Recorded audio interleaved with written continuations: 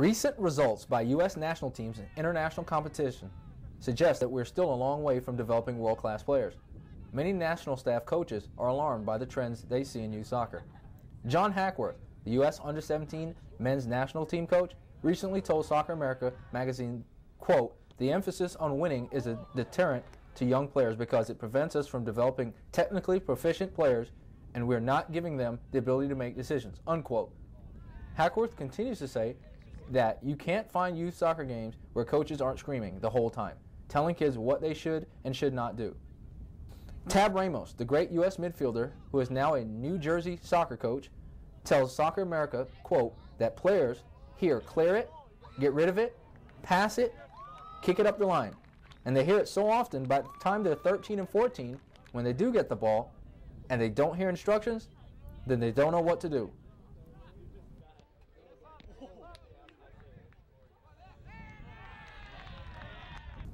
If our players are not as creative as players from the other countries, the question is why?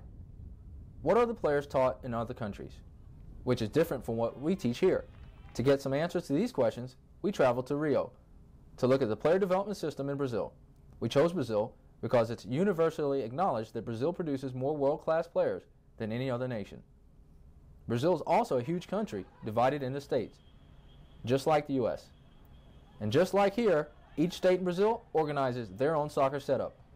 In the state of Rio, there are 38 professional clubs, 14 in the first division, 14 in the second division, and 10 in the third division.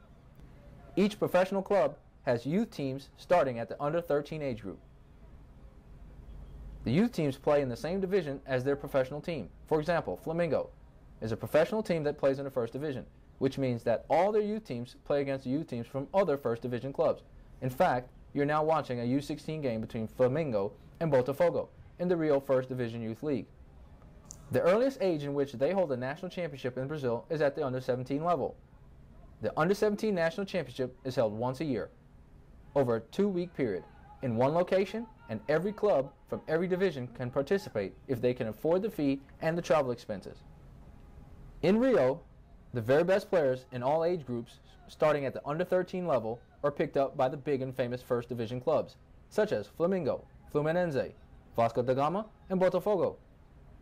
The next best players try out for the smaller first division clubs, and then for the second and then third division clubs.